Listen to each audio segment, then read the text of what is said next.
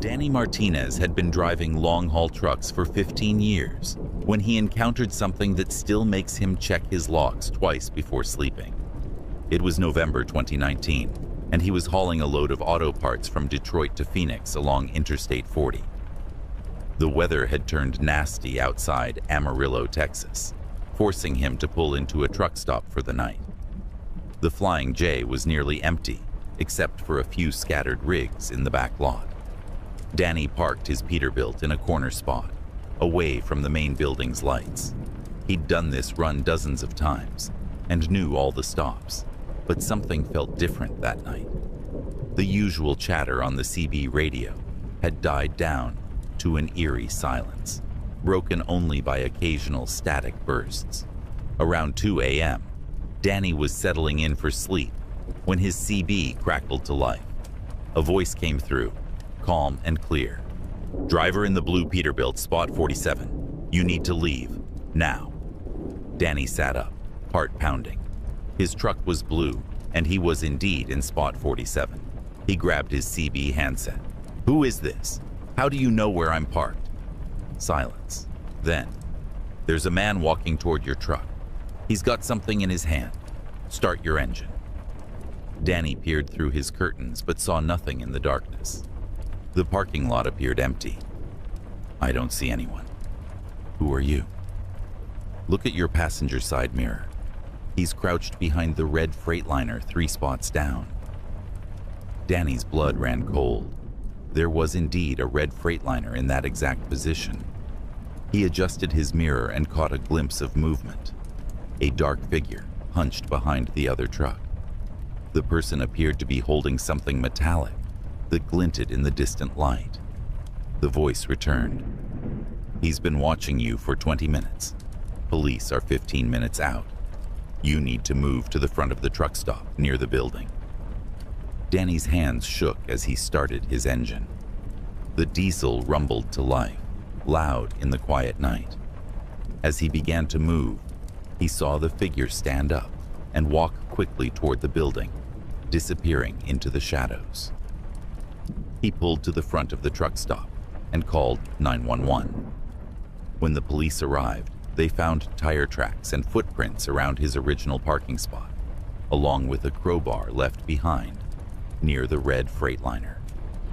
The truck's owner was inside the building, asleep, and had no idea someone had been using his rig for cover. But here's where the story becomes truly terrifying. The police checked the truck stop's CB radio logs and surveillance footage. There was no record of anyone using the CB frequencies during that time period. The security cameras showed Danny's truck, the suspicious figure, and the abandoned crowbar, but no other person with a CB radio anywhere in the area. Danny spent the rest of the night in the truck stop's parking lot, surrounded by other drivers who had heard about the incident. He tried repeatedly to reach the mysterious voice that had warned him, but got only static. The next morning, he spoke with several veteran truckers who shared similar stories. Voices on the CB that knew things they shouldn't know, warnings that saved lives, communications that couldn't be explained. One driver, Mike Kowalski, told Danny about an incident in 2010 near Bakersfield, California. Mike had been driving through dense fog when a voice warned him about a multi-car accident ahead. The voice guided him to a safe exit, but when highway patrol arrived, they found no one else in the area with CB equipment. The accident was real. 5 cars had collided in the fog, but Mike avoided it because of the warning. Another trucker, Sarah Chen, reported a similar experience in Montana in 2018. A voice had warned her about a bridge washout on a remote highway during a storm. When she turned around and reported it to authorities, they discovered the bridge had indeed collapsed just hours earlier. But the voice that saved her life couldn't be traced to any known source. The FBI's Behavioral Analysis Unit has documented dozens of these cases over the past decade. They call them phantom communications. CB radio warnings that appear to come from nowhere, but provide accurate, life-saving information. The cases all share common elements: isolated truckers, dangerous situations, and mysterious voices that know details they shouldn't know. Danny completed his run to Phoenix, but the experience haunted him. He researched CB radio technology, looking for explanations. Skip propagation can cause distant signals to travel hundreds of miles under certain atmospheric conditions. But that doesn't explain how the voice knew his exact location and the details of his surroundings. He contacted the truck stop's management, hoping to find answers. They told him about Tom Brennan, a longtime trucker who had been murdered in that same parking lot in 2003. Brennan had been known for helping other drivers, often using his CB to warn about road hazards and dangerous areas. He'd been killed during a robbery attempt, his body found near Spot 47. The truck stop manager, Janet Rodriguez, had worked there for 12 years and remembered at least 6 similar incidents. Each time, a lone trucker received a warning about immediate danger from an untraceable CB transmission. Each time, the warning proved accurate. Each time, the voice disappeared once the danger passed. Danny tried to rationalize what happened. Maybe another trucker had seen the suspicious figure and warned him. Maybe the police missed something in their investigation, but the evidence was clear. No one else was there. No other CB transmissions were recorded. Yet he received specific, accurate information that saved his life. The experience changed how Danny approaches his job. He's more cautious about isolated truck stops, more aware of his surroundings. But he also listens more carefully to his CB radio, hoping to hear that voice again. Not because he wants to be in danger, but because he believes someone or something is watching out for truckers on America's highways. The case remains unsolved. The man with the crowbar was never identified, despite clear security footage. The source of the CB transmission remains unknown. Danny continues driving, but he's never parked in Spot 47 again. And late at night, when the highways are empty and the CB is quiet, he sometimes wonders if Tom Brennan is still out there, still trying to keep his fellow truckers safe. The voice in the CB radio became Danny's most terrifying encounter on the road, not because of what it was, but because of what it couldn't be explained to be. Rick Donovan thought he was losing his mind when he first saw her. It was a foggy October night in 2018, and he was hauling refrigerated goods from Denver to Fort Worth, along Highway 287 through the Texas Panhandle. The stretch between Amarillo and Wichita Falls is notoriously desolate, just endless prairie, scattered ranch lights, and the occasional small town that rolls up its sidewalks after sunset. Rick had been driving for 22 years and prided himself on staying alert during the long, monotonous stretches. But around 3 a.m., fighting off fatigue near the tiny town of Childress, he saw something that made him question everything he thought he knew about the road.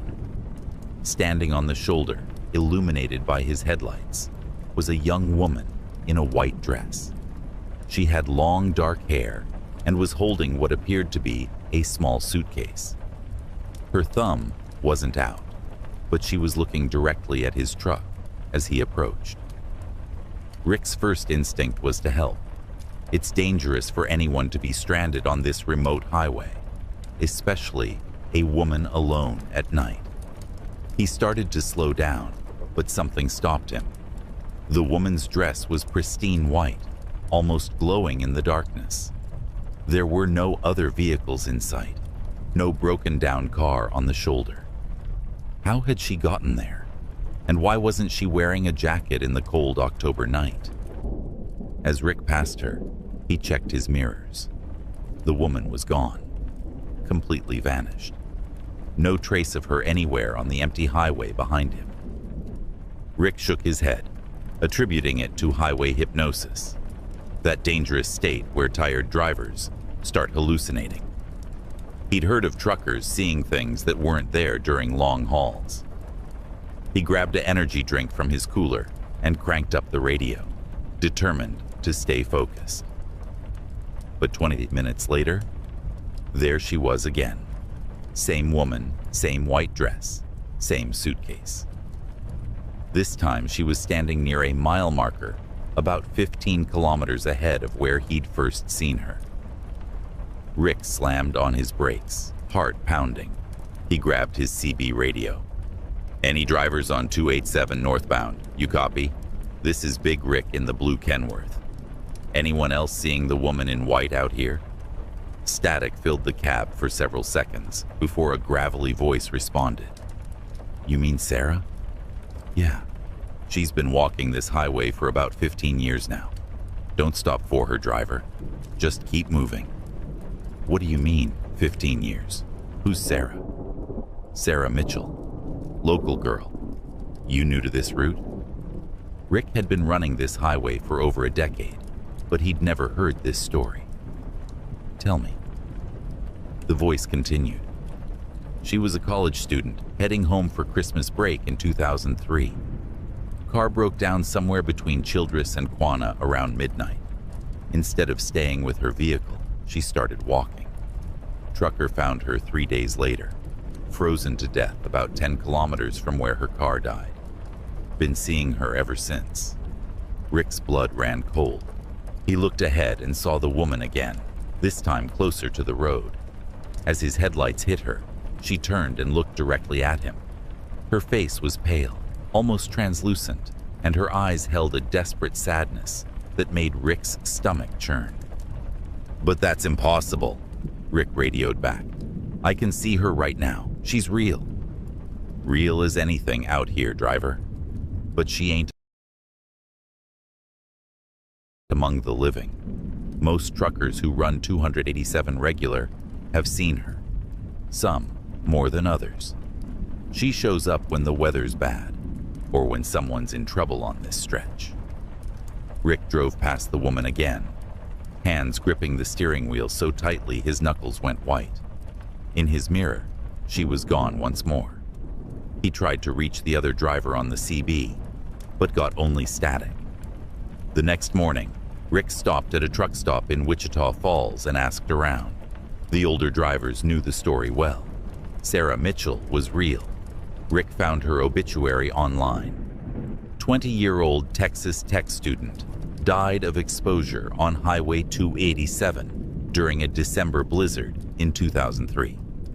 Her car had run out of gas, and instead of waiting for help, she'd tried to walk to the nearest town. But the sightings started immediately after her death and continued for years. Dozens of truckers reported seeing a young woman in white along that stretch of highway. The reports were so frequent that local police investigated, thinking someone was playing pranks or that copycat incidents were occurring. In 2009, the Texas Department of Transportation even installed additional emergency call boxes along the route after pressure from trucking companies, whose drivers kept reporting the mysterious hitchhiker. The sightings never stopped. Rick spoke with Martha Hendricks, a veteran dispatcher who'd worked with trucking companies in the area for 30 years. She kept unofficial records of the Sarah Mitchell sightings, over 200 reports from different drivers since 2003. The encounters followed patterns, always between midnight and 4 a.m., always during bad weather, or when other drivers were having emergencies on that stretch of road. Most drivers see her once or twice, Martha explained, but some see her regularly. It's like she chooses certain people, the ones who see her multiple times. They say she's trying to tell them something.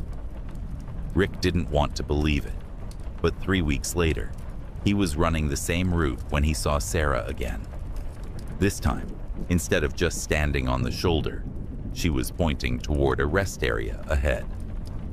Rick followed her gesture and found a broken-down pickup truck with a family inside. A father with 2 young children whose vehicle had died in near-freezing weather. Rick called for help and stayed with the family until a tow truck arrived. The father later told him they'd been stranded for over 2 hours, and the children were showing signs of hypothermia. Rick's assistance probably saved their lives. The pattern continued over the following months. Every time Rick saw Sarah, she was directing him toward someone in trouble. A motorcyclist who'd crashed in a ditch, an elderly couple whose car had slid off the icy road, a trucker who'd had a heart attack and managed to pull over before losing consciousness. Rick became one of Martha's regular seers, drivers who encountered Sarah Mitchell repeatedly. He learned to watch for her appearances and follow her guidance. Other truckers on the road began calling him Sarah's driver because word spread about his frequent sightings and rescues. The psychological toll was enormous. Rick started avoiding the route when possible, but his company's contracts required regular runs on 287. He considered changing jobs, but realized that Sarah seemed to use him as a conduit for helping people. The responsibility felt overwhelming. In 2020, Rick had his most disturbing encounter yet. Sarah appeared in his headlights, but this time was frantically waving her arms and pointing ahead. Rick found a massive pileup involving 3 vehicles hidden by fog, an accident that had just occurred. He was able to radio for emergency services and provide first aid until paramedics arrived. 5 people survived because of his early intervention. But that night, for the first time, Sarah didn't disappear when he looked back. She stood by the accident scene until the ambulances arrived, then turned to Rick and nodded before fading away. He hasn't seen her since. Rick still runs Highway 287, but the sightings have stopped.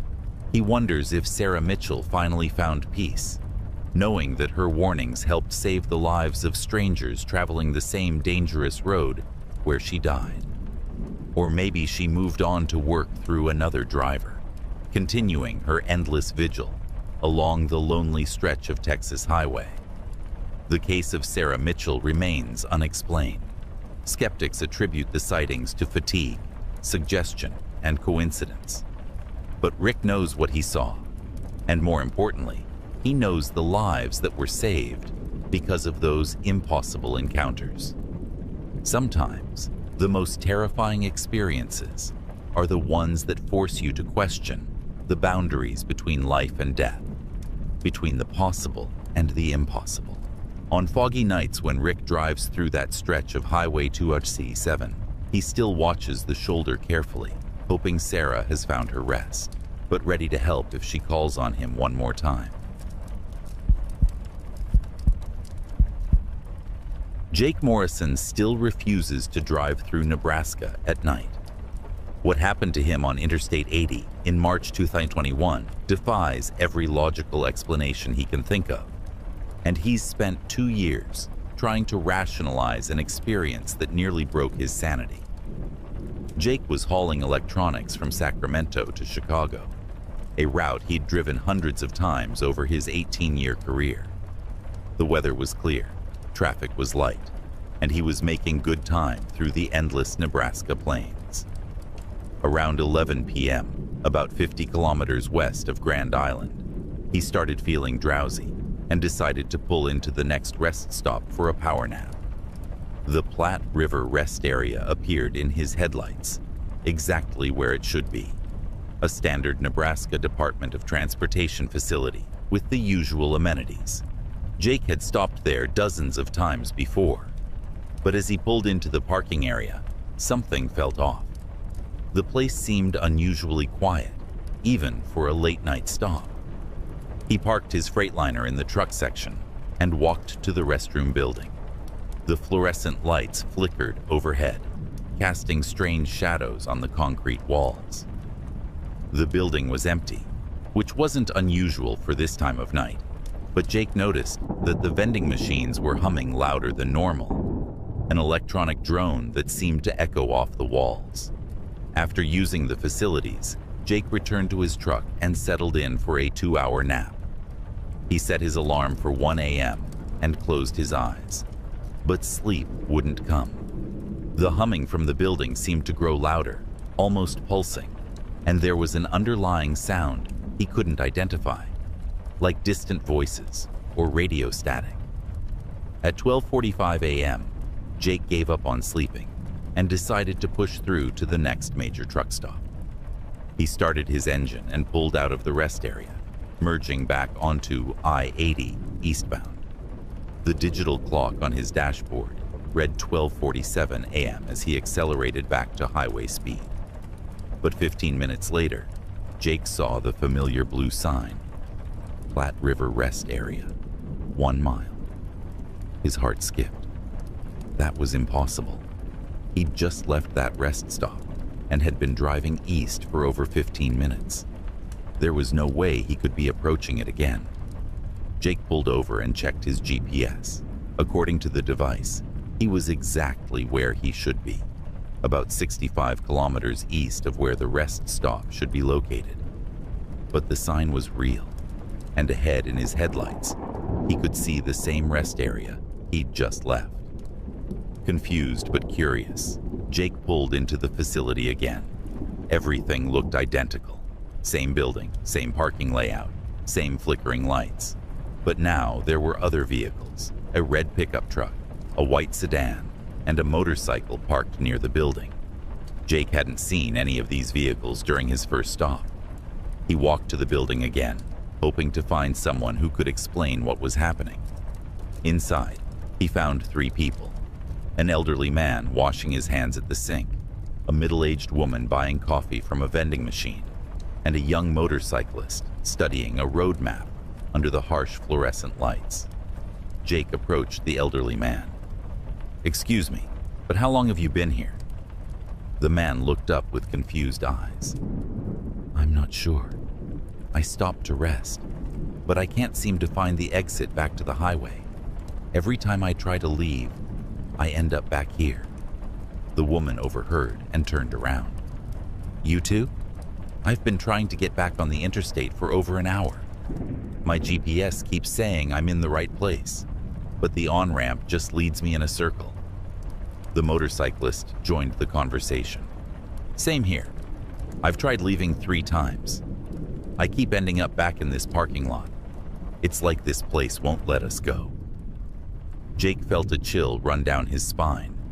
He checked his phone. No signal. The woman tried hers with the same result.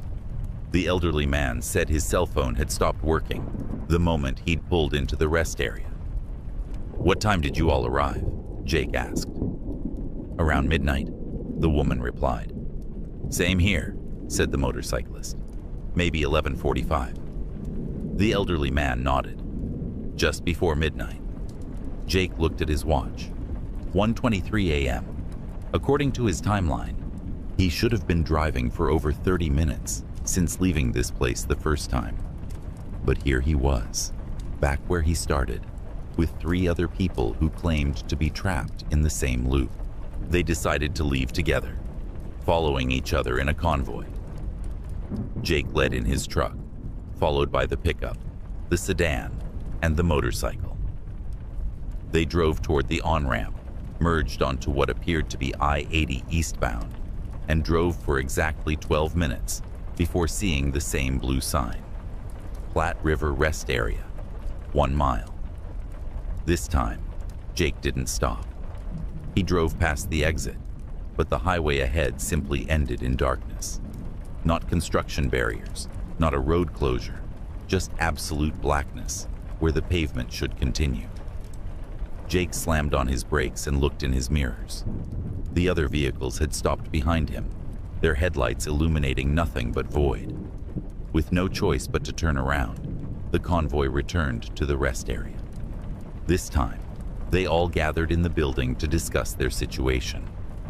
The elderly man, who introduced himself as Henry, had been a long-haul trucker for 40 years before retiring. The woman, Carol, was a nurse driving home from a conference. The motorcyclist, David, was a college student heading back to school. None of them could explain what was happening, but they all agreed on the basic facts. They'd arrived around midnight. Their phones had no signal, and every attempt to leave led them back to the same rest area. The building's clocks had stopped at 11:59 p.m., and their watches seemed to be running normally, but time felt distorted. Henry suggested they wait until dawn, thinking that daylight might break whatever was trapping them. But hours passed, and the sky remained dark.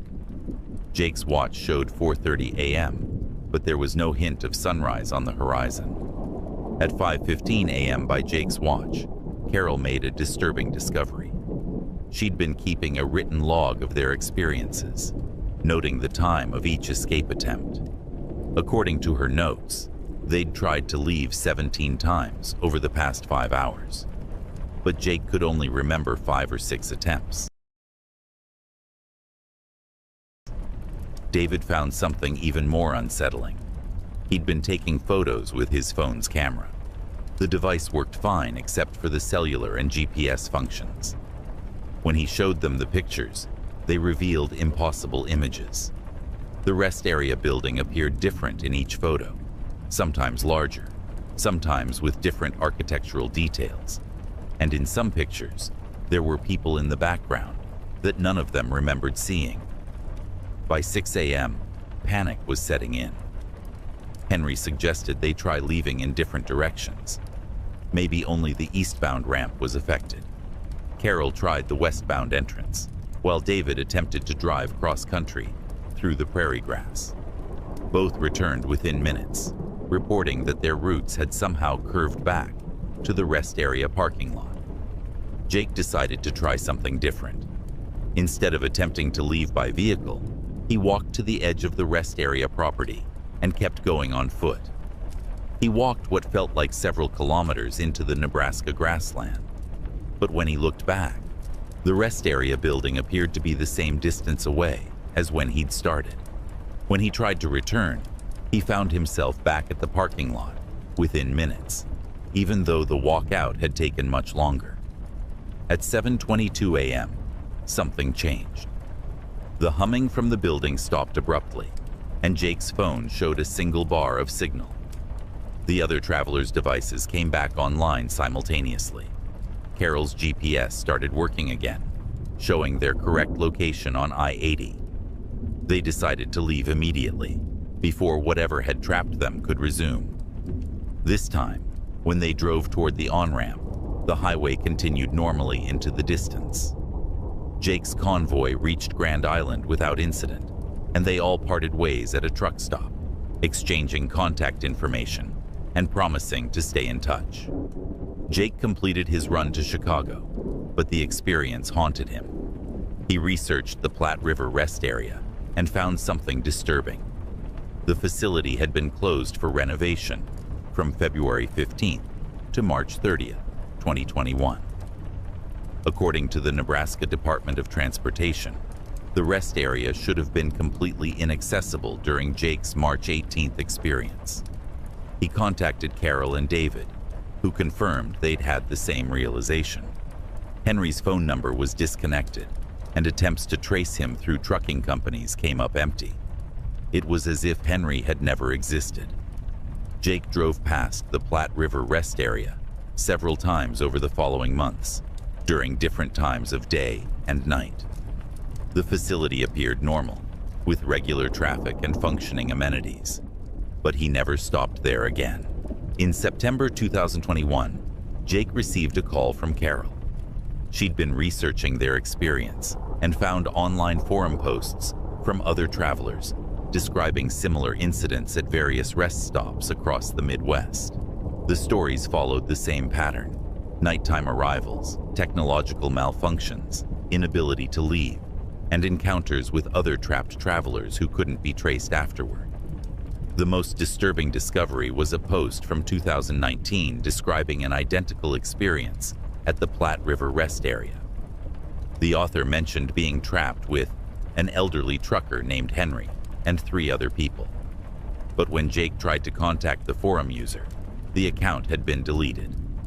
Jake still drives I-80 through Nebraska, but only during daylight hours. He's never seen the mysterious Henry again, and sometimes wonders if the old trucker is still trapped in that impossible loop, helping other lost travelers cope with their terrifying situation. The Platte River Rest Area appears on every map and GPS system, operating normally according to all official records. But Jake knows that some places exist in the spaces between reality, and sometimes travelers find themselves caught in those spaces with no explanation and no easy way out. The experience taught Jake that the highways he'd traveled for decades still held mysteries that defied logic, and that some rest stops offer anything but rest for the weary traveler.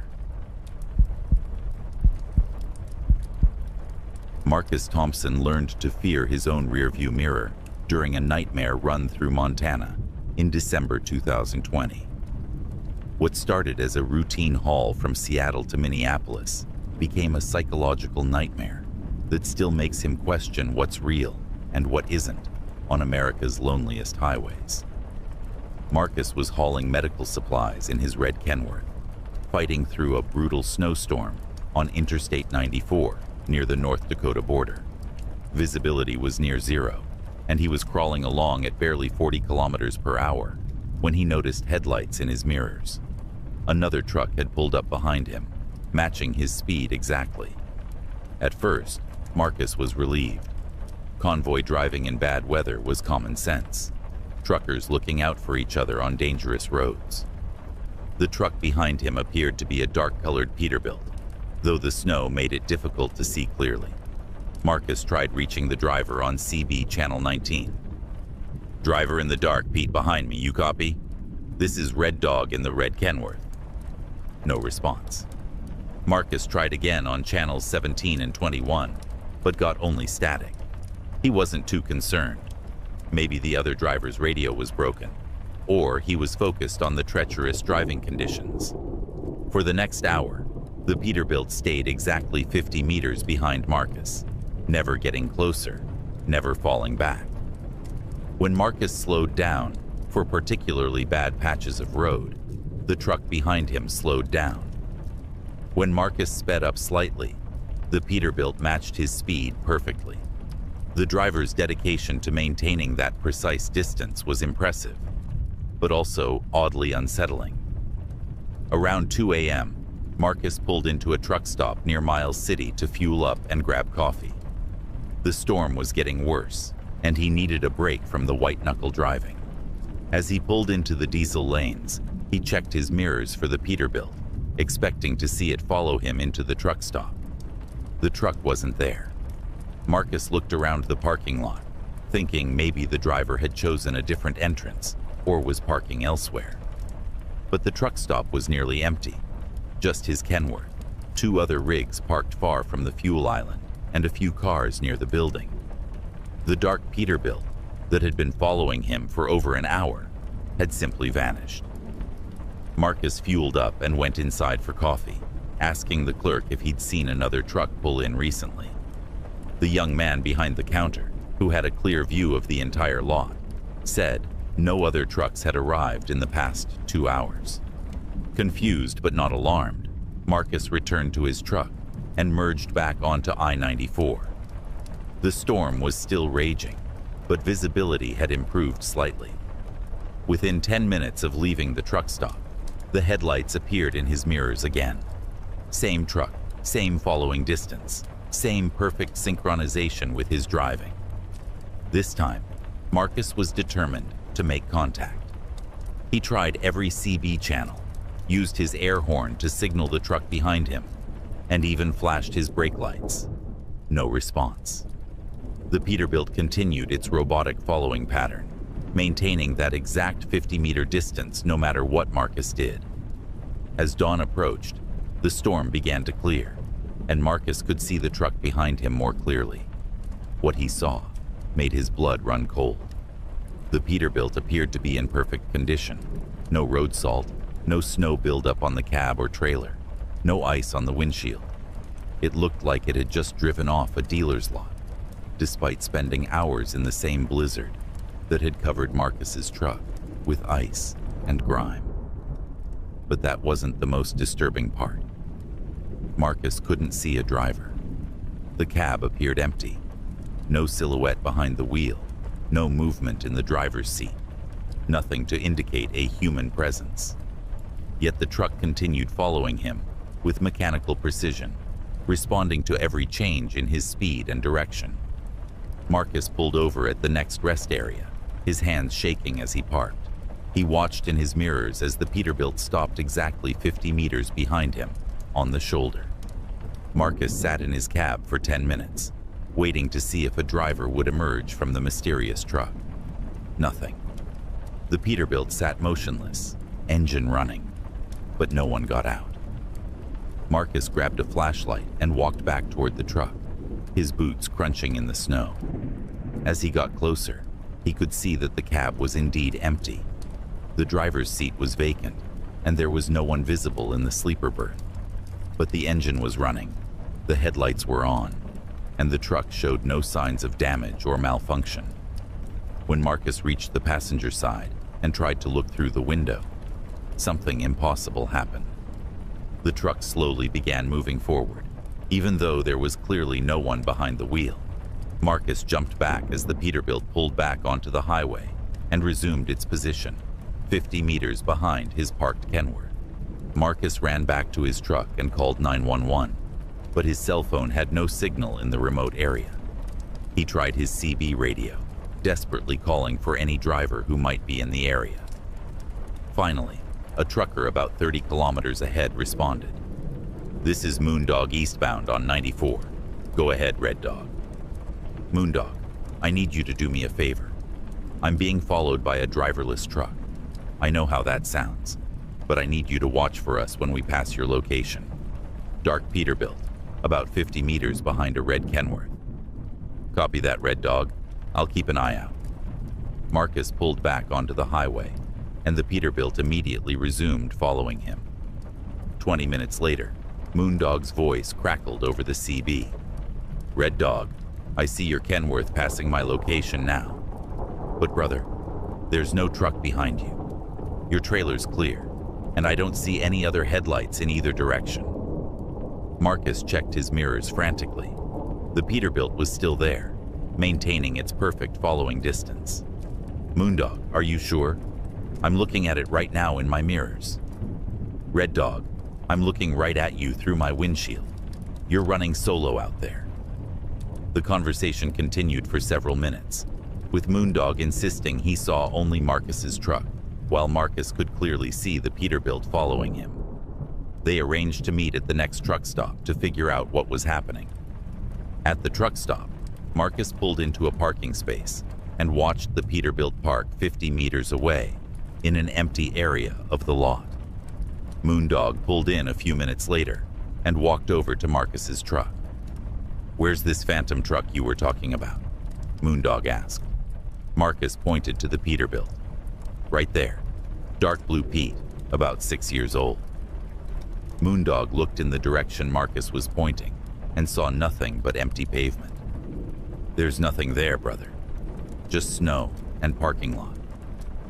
Marcus stared at the truck that was clearly visible to him, but apparently invisible to everyone else. He walked toward the Peterbilt with Moondog following, describing what he was seeing. To Marcus, the truck was solid and real. He could hear its engine running and see exhaust coming from its stacks. To Moondog, Marcus appeared to be walking toward and describing empty air. The situation became even more bizarre when Marcus reached out to touch the truck. His hand passed through what appeared to be solid metal. The Peterbilt was there, but it wasn't physically present in any way that mattered. Moondog, a veteran driver with 30 years of experience, had seen highway hallucinations before. Truckers who'd been driving too long sometimes saw things that weren't there. But Marcus had just started his shift after a full night's sleep, and his descriptions were too detailed and consistent for typical fatigue-induced visions. They agreed that Marcus should follow Moondog for the rest of the trip, hoping that the presence of another truck would make the phantom Peterbilt disappear. But when they returned to the highway, The mysterious truck resumed its position 50 meters behind Marcus, invisible to Moondog, but clear as day in Marcus's mirrors. The convoy arrangement worked for about an hour, until Moondog had to exit for his delivery in Fargo. As soon as Marcus was alone again, he noticed something new about his phantom follower. The Peterbilt was slowly getting closer. Instead of maintaining its 50-meter distance, it was now about 40 meters back, and the gap was continuing to close. Over the next several hours, as Marcus drove through Minnesota, the phantom truck crept steadily closer. 30 meters, 20 meters, 15 meters. Marcus could feel his sanity fraying as the impossible vehicle continued its relentless approach. He tried driving faster, but the Peterbilt matched his speed. He tried slowing down, but it maintained the same decreasing distance. By the time Marcus reached the Twin Cities, the phantom truck was directly behind his trailer, so close that any normal driver would be tailgating dangerously. Marcus could see details he'd missed before. The truck had no license plates. The windows were completely black, and there were no company logos or identification markings anywhere on the cab or trailer. Marcus made his delivery in Minneapolis and immediately drove to a truck stop to rest and try to process what had happened. As he parked, the phantom Peterbilt pulled up beside him in the adjacent space. For the first time in over 12 hours, Marcus couldn't see anyone or anything in the cab. It appeared completely empty and silent. Marcus spent the night in his sleeper berth, but couldn't sleep.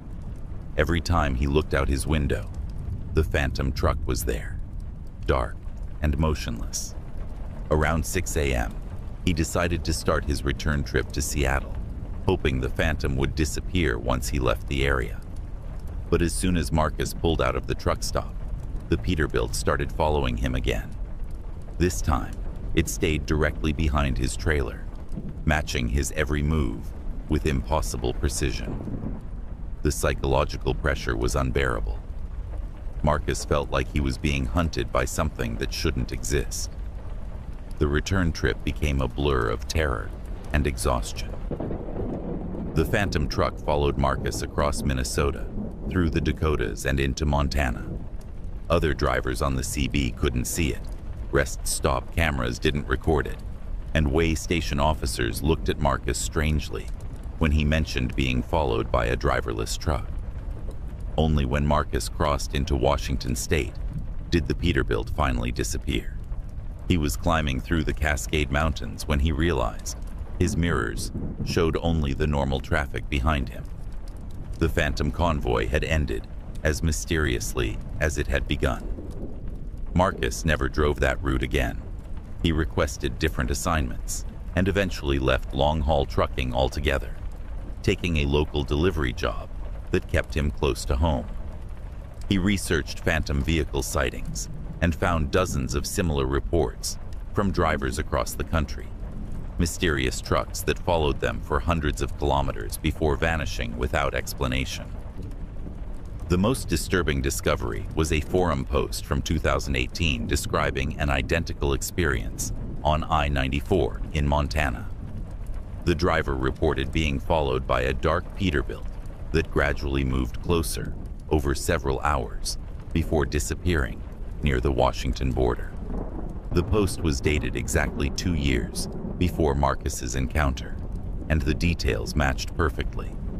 Marcus still wonders if the phantom truck is still out there, waiting for another lone driver to follow through the Montana snow, getting closer and closer until... what? He never wants to find out, and he's never driven I-94 through Montana again.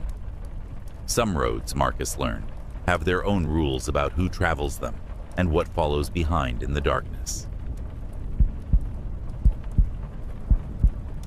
Tommy Vasquez thought he was having the worst night of his career when his GPS failed on a remote stretch of Highway 50 in Nevada. What he discovered over the next 8 hours made him question everything he thought he knew about time, space, and the roads that connect America's loneliest places. It was August 2019, and Tommy was hauling construction equipment from Las Vegas to Denver on what truckers call the loneliest road in America. Highway 50 cuts through the Nevada desert for hundreds of kilometers with almost no civilization. Just sagebrush, mountains, and endless asphalt stretching toward the horizon. Around 11 p.m., somewhere between Ely and Austin, Tommy's GPS screen went black. He tried restarting the device, checking connections, even switching to his backup navigation system, but nothing worked. All his electronic equipment seemed to be functioning normally, except for GPS. No signal, no satellite connection, nothing. Tommy wasn't too concerned at first. He'd driven this route many times and knew the highway was basically a straight shot, with few turns or exits. He could navigate by mile markers and road signs until he reached the next town, where he could get his GPS repaired. But as he continued driving east, Tommy began noticing something strange about the mile markers. Instead of increasing as he traveled toward Denver, they were decreasing. Mile marker 127 was followed by 126, then 125. Tommy figured he'd gotten turned around somehow and was accidentally heading west toward California. He pulled over and studied his compass. The needle clearly pointed east. He was driving in the correct direction, but the mile markers continued counting down. 124, 123, 122. Tommy had never seen anything like it in 23 years of driving. Tommy tried his CB radio to contact other drivers, but got only static. His cell phone showed no signal, which wasn't unusual in this remote area. He decided to keep driving until he reached a town or found another truck to ask for directions. For the next hour, the mile markers continued their backward countdown. Tommy passed marker 95, then 85, then 70. According to his odometer, he'd driven over 60 kilometers, but the markers suggested he was moving backward through space rather than forward. At mile marker 50, Tommy saw something that made him slam on his brakes. In his headlights stood a hitchhiker, a middle-aged man in work clothes holding a cardboard sign. But as Tommy got closer, he realized the man wasn't casting a shadow, despite being directly illuminated by the truck's powerful headlights. Tommy rolled down his window. "You need a ride, buddy?" The man looked up with eyes that seemed to reflect light like an animal's. "You're going the wrong way," he said in a voice that sounded like it was coming from far away. "Turn around before you reach mile marker 0. "What happens at mile marker 0? The man pointed down the highway. "You'll see, but you won't be able to come back." Before Tommy could ask what that meant, the hitchhiker stepped backward into the darkness and vanished. Tommy got out of his truck and searched the area with his flashlight, but found no trace of the man. The desert around the highway was flat and open. There was nowhere for someone to hide. Shaken but curious, Tommy continued driving. The mile markers kept counting down. 35, 30, 25. Each marker seemed to glow slightly in his headlights, as if lit from within. Tommy noticed that the stars overhead were brighter than normal, and the desert landscape looked somehow different, more colorful, more alive, as if he was seeing it through a different kind of light. At mile marker 10, Tommy's truck began experiencing problems. The engine started running rough, his headlights dimmed, and the radio filled with strange interference. Voices speaking in languages he didn't recognize, mixed with what sounded like music from decades past. The speedometer needle began fluctuating wildly, showing speeds that ranged from 0 to over 150 kilometers per hour, even though Tommy was maintaining a steady pace. Mile marker 5 appeared in his headlights, and Tommy felt a growing sense of dread. The hitchhiker's warning echoed in his mind. "Turn around before you reach mile marker 0. But Tommy was a stubborn man, and his curiosity overrode his fear. He had to know what happened at mile marker 0. Mile marker 3 was followed by a section of highway that looked different from the rest. The asphalt appeared newer, almost reflective, and the yellow lines seemed to glow with their own light. Tommy's truck felt like it was floating rather than driving. The usual vibrations and road noise had disappeared. Mile marker 1 stood alone in a stretch of desert that looked like it belonged on another planet. The sagebrush had given way to strange plants that Tommy didn't recognize, and the mountains in the distance appeared to be moving, shifting shape like living things. Then Tommy saw mile marker 0. It was larger than the other markers, made of what looked like black metal that absorbed his headlights rather than reflecting them. As Tommy approached, his truck began to slow down on its own, as if the engine was fighting against his commands. The marker seemed to pull at his vehicle like a magnet. Tommy stopped his truck about 10 meters before the marker and got out to investigate. The marker was unlike anything he'd ever seen, perfectly smooth, with no manufacturing marks or installation hardware. The number 0 seemed to be carved into the metal, but the cuts were so deep they disappeared into darkness. As Tommy stood there, he heard the sound of approaching vehicles. But when he looked back down the highway, he saw something impossible. A convoy of trucks was approaching from the west, the same direction he'd come from. But these weren't modern trucks. They looked like vehicles from the 1950s and 1960s, complete with the styling and paint schemes of those eras. The lead truck pulled up beside Tommy's rig and stopped.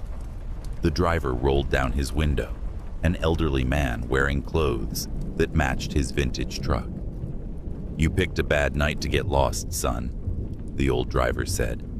"This stretch of road don't follow the same rules as the rest of the highway." "What do you mean?" Tommy asked. "Mile marker 0 is the end of the line. Cross it, and you'll be driving in circles forever, just like us.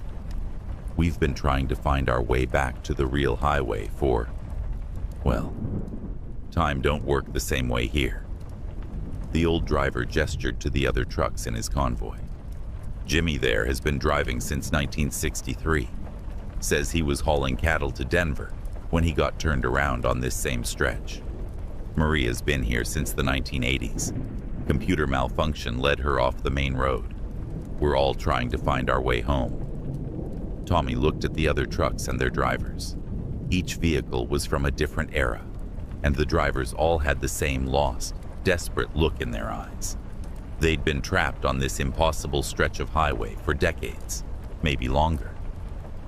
"How do I get back to the real road?" Tommy asked. "Turn around now, before midnight," the old driver replied. "After midnight, the highway rearranges itself, and you'll be stuck here with us. We tried to warn others, but most don't listen. They drive past mile marker 0 and disappear into whatever's on the other side." Tommy looked at his watch. 11:47 p.m. He had 13 minutes to escape whatever was happening on this stretch of Highway 50. He thanked the old driver and ran back to his truck. As Tommy turned his rig around, he noticed that the mile markers had changed again. Instead of counting up from 0 as he headed west, they were now counting down from a number so high he couldn't read it in the darkness. The highway stretched endlessly in both directions, disappearing into black void rather than meeting the horizon. Tommy drove as fast as his truck would go, watching his clock count down the minutes until midnight. At 11:58, he passed a mile marker that read the infinity symbol. At 11:59, his headlights illuminated a marker that showed numbers constantly changing, cycling through random digits too fast to read. At exactly 12 a.m., Tommy's truck crossed an invisible boundary, and suddenly, everything returned to normal. His GPS flickered back to life, showing his correct location on Highway 50. The mile markers resumed their normal eastward progression. His radio picked up a clear signal from a truck stop dispatcher in Ely. Tommy pulled into the first truck stop he found and spent the rest of the night researching his experience. He discovered dozens of reports from drivers who'd gotten lost on remote stretches of Highway 50, experiencing everything from GPS failures to encounters with vehicles from other time periods. The Nevada Department of Transportation had no record of mile marker 0, and maps showed no gaps or irregularities in the highway's numbering system. But Tommy found something else. Missing person reports for truckers who'd vanished while driving Highway 50 over the decades. Drivers whose trucks were never found, whose last known locations were somewhere between Ely and Austin. The dates of their disappearances matched the time periods of the trucks Tommy had seen in the Phantom convoy. Tommy completed his run to Denver, but never drove Highway 50 alone again. When he had to take that route, he traveled during daylight hours and always with another truck for company. He tried several times to find mile marker 0 again, but could never locate the exact spot where he'd had his encounter. Sometimes, late at night when he's driving other lonely highways, Tommy wonders if those lost drivers are still out there, trapped on an impossible stretch of road that exists between the mile markers of reality. And he wonders what would have happened if he'd driven past mile marker 0 into whatever lies beyond the edge of America's loneliest road. The experience taught Tommy that some highways lead to destinations that don't exist on any map, and that the numbers on mile markers don't always count in the direction you'd expect. In the vastness of the American West, where roads stretch for hundreds of kilometers through empty desert, it's possible to drive off the edge of the known world and find yourself on a highway that follows rules older and stranger than human understanding. Ray Kowalski discovered that some roads exist in two places at the same time during what should have been a routine overnight haul from Phoenix to Albuquerque in October 2020. What started as a simple GPS glitch turned into a nightmare that made him question the very nature of reality on America's interstate system. Ray had been driving the same route on Interstate 40 for 12 years, hauling everything from electronics to furniture between Arizona and New Mexico. He knew every truck stop, every rest area, and every landmark along the way. The 700-kilometer journey usually took him about 8 hours, including stops for fuel and food. On this particular night, Ray was making good time through the Arizona desert when his GPS began acting strangely around 2 a.m. Instead of showing his position on I-40, the device displayed two parallel highways running side by side. One showed his truck's icon moving normally along the familiar route, while the other showed an identical highway running parallel to it, about a kilometer to the south. Ray assumed it was a mapping error or satellite interference, but as he continued driving, he noticed something disturbing in his side mirrors. There was another highway visible in the distance, running parallel to I-40. Ray had driven this route hundreds of times and had never seen a second highway in that location. He pulled over at the next rest area and studied the terrain with binoculars he kept in his cab. Sure enough, there was a highway running parallel to I-40, complete with mile markers, guardrails, and what appeared to be traffic. But according to every map Ray had ever seen, there should be nothing but desert in that direction. Ray tried his CB radio to ask other drivers about the mysterious highway, but the responses he got were confusing. Some drivers insisted there was no parallel road, while others confirmed they could see it too. The strangest part was that drivers who could see the duplicate highway all reported seeing the same thing: traffic moving in the opposite direction from the vehicles on I-40. Curious and slightly unnerved, Ray decided to investigate. He found a dirt road that seemed to lead toward the parallel highway and carefully drove his truck across the desert terrain. The road was rougher than he expected, but after about 10 minutes of slow driving, he reached what appeared to be an on-ramp to the duplicate highway. The road surface looked identical to I-40. Same asphalt, same lane markings, same reflective paint. Even the mile markers matched the ones on the main highway. But as Ray merged onto this duplicate road, he immediately noticed something wrong. The traffic was moving in the wrong direction. Every vehicle on the duplicate highway was traveling west toward Arizona, even though Ray was driving east toward New Mexico. Semi-trucks, cars, motorcycles, all heading the opposite direction from where they should be going. But when Ray checked his compass, it clearly showed he was still traveling east. Ray tried his CB radio again and managed to contact another trucker on the duplicate highway. The conversation that followed made no sense. Eastbound driver in the white Freightliner, this is Desert Rat in the blue Peterbilt. Where are you headed? I'm going to Denver, came the reply. Should be there by morning if this weather holds. Ray looked around. The night was clear with no weather issues. What weather? It's clear out here. Clear? Brother, I'm driving through the worst sandstorm I've seen in 20 years. Can barely see 50 meters ahead. Ray could see the white Freightliner clearly about a quarter kilometer ahead of him. The truck was driving in bright moonlight with perfect visibility. There was no sandstorm anywhere. The conversation continued with each driver describing completely different weather conditions and destinations, even though they were supposedly on the same highway. The other driver insisted he was on I-25 heading north through Colorado, while Ray's GPS clearly showed both trucks on a duplicate version of I-40 in Arizona. Over the next hour, Ray encountered more vehicles on the duplicate highway, and each conversation revealed the same pattern.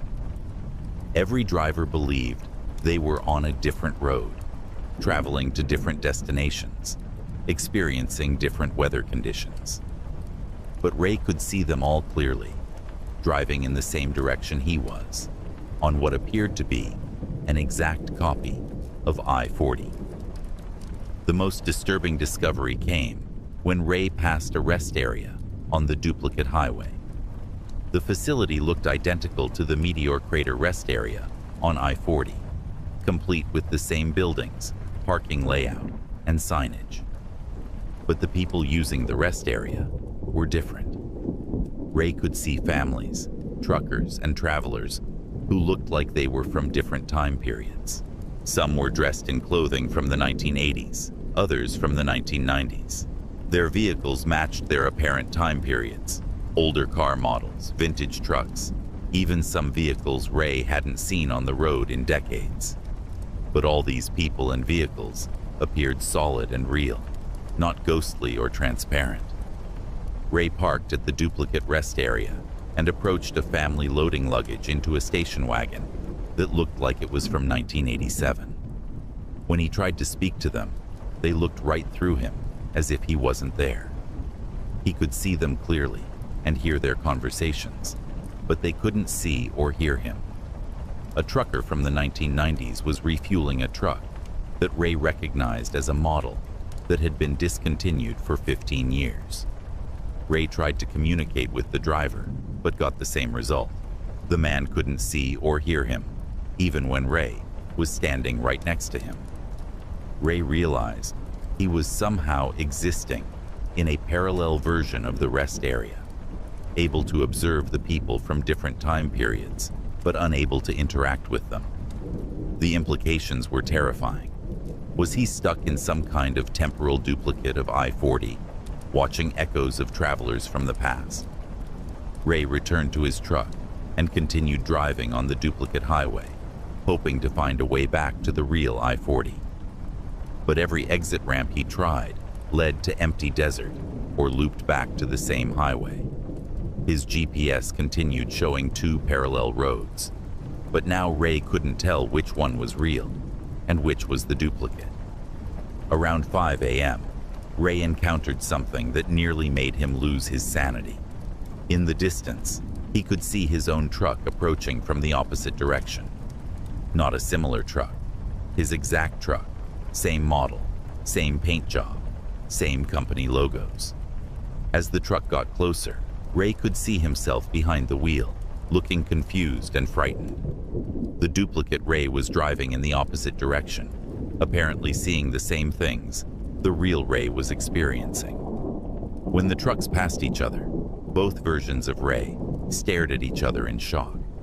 The duplicate Ray looked exactly like him, wearing the same clothes, even had the same expression of bewildered terror.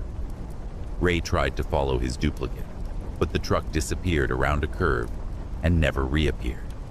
Ray drove for another hour, searching for any sign of his other self or a way off the duplicate highway. His fuel gauge was running low, and he was beginning to panic. Just as the sun began to rise, Ray spotted something that gave him hope. A sign reading, "Return to I-40, next exit." The exit ramp appeared normal, leading away from the duplicate highway toward what looked like the real desert landscape. Ray took the exit without hesitation. The ramp led to a dirt road that seemed to go on forever. Ray drove for 20 minutes across increasingly rough terrain before finally seeing the familiar landmarks of the real I-40 in the distance. When he reached the highway and merged back into normal traffic, his GPS immediately returned to showing a single road. Ray completed his delivery in Albuquerque, but couldn't stop thinking about his experience. He researched duplicate highway sightings and found scattered reports from drivers across the country describing similar encounters. Most were dismissed as hallucinations caused by fatigue or medical conditions. But Ray found one detailed account from a driver in 2003 who described almost exactly the same experience on I-40 in Arizona. The driver reported seeing a parallel highway populated by vehicles and people from earlier time periods, and even encountering his own duplicate driving in the opposite direction. Ray drove the I-40 route dozens more times over the following months, always watching for signs of the duplicate highway.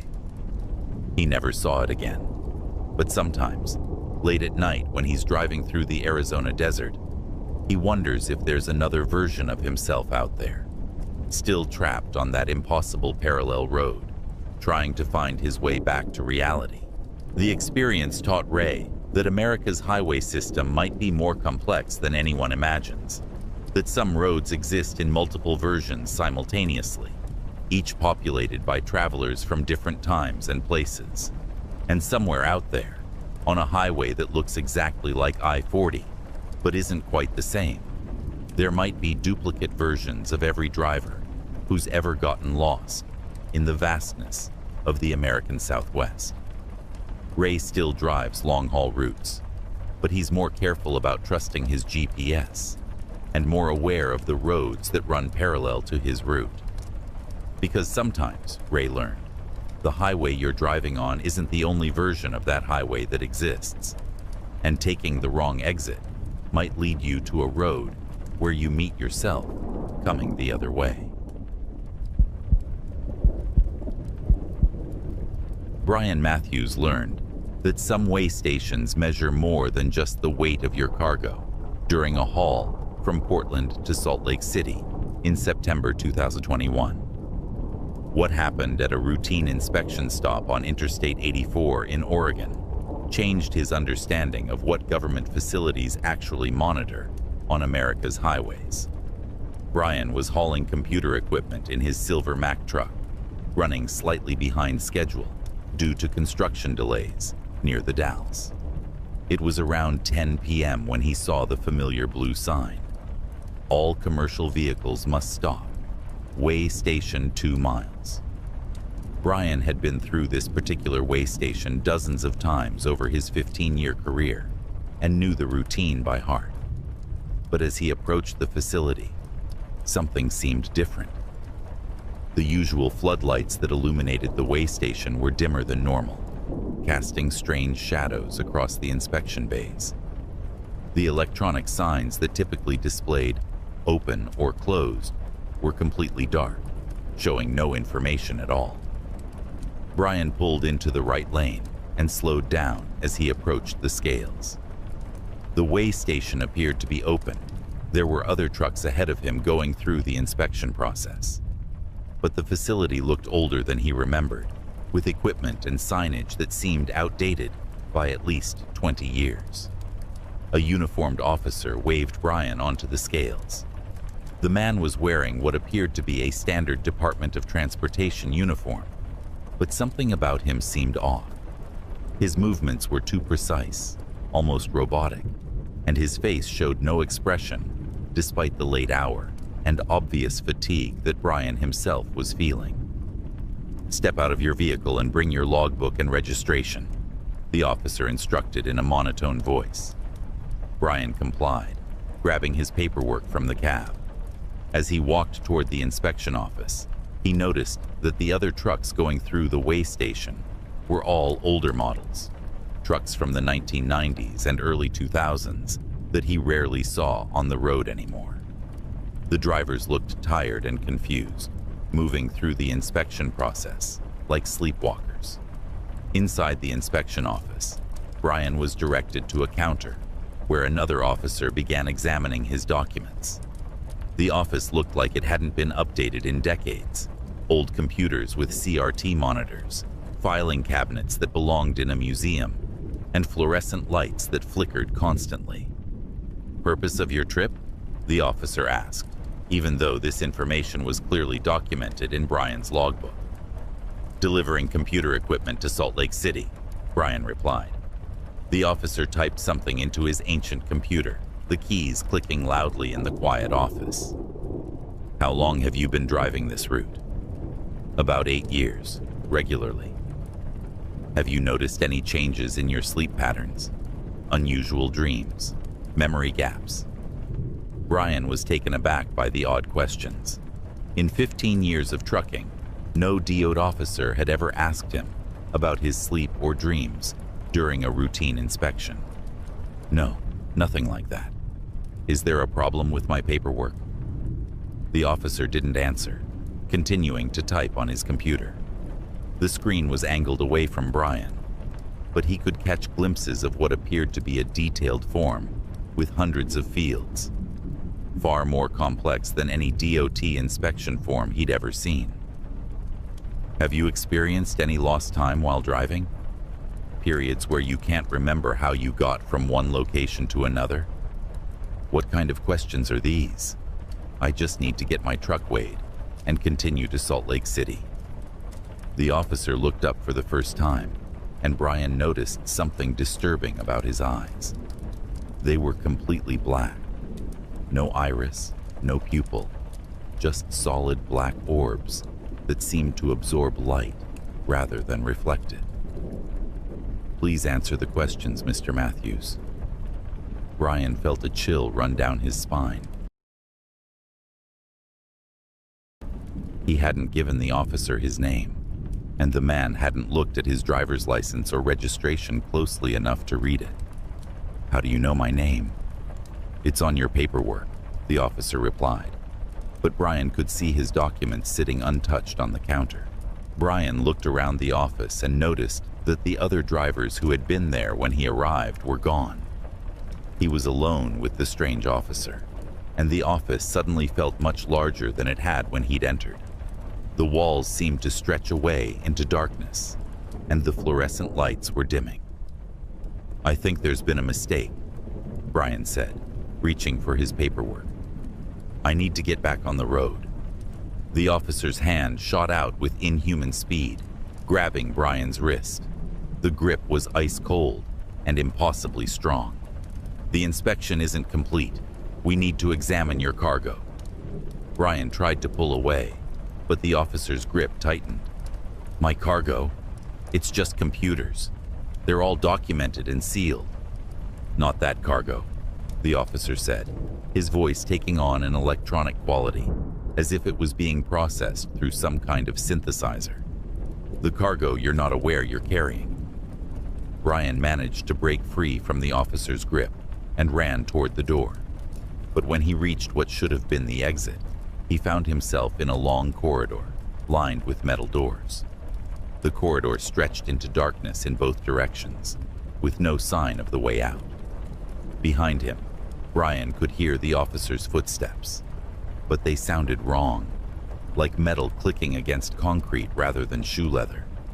Brian ran down the corridor, trying door after door, but they were all locked. The footsteps grew closer, accompanied by a sound like machinery humming to life.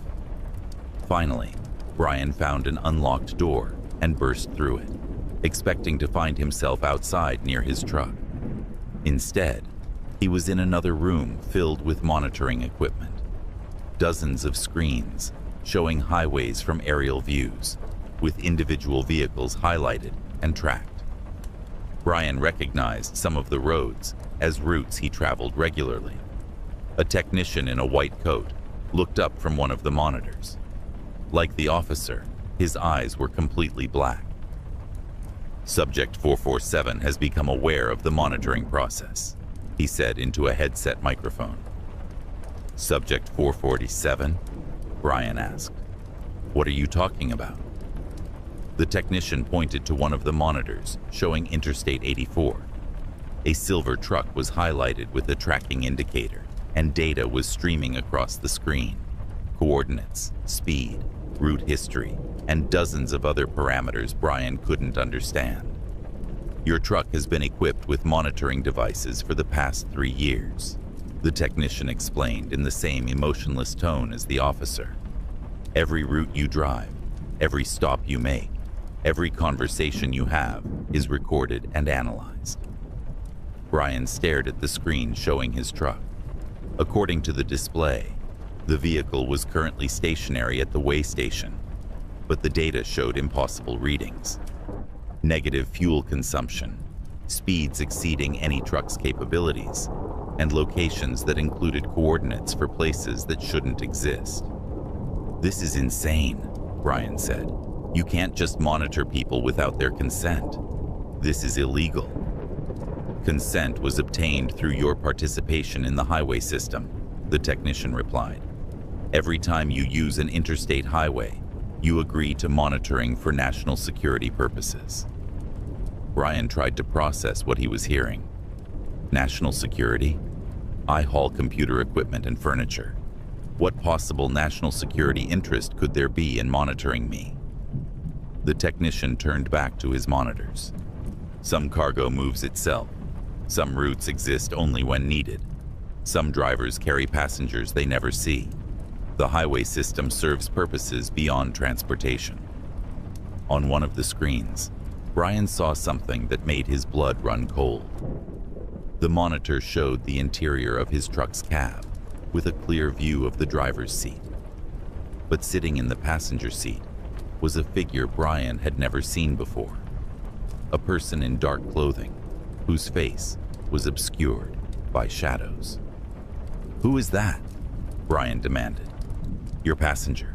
It's been riding with you for approximately 18 months. Most monitored drivers are unaware of their passengers.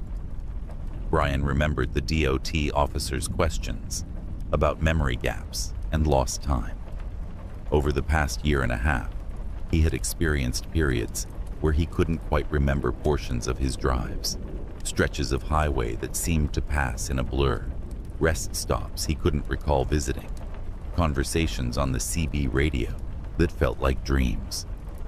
What does it want? What is it doing in my truck? That information is classified above your clearance level, the technician said. Please return to your vehicle and continue your route. The monitoring will continue as scheduled. Brian ran from the room, desperately searching for an exit from the impossible facility.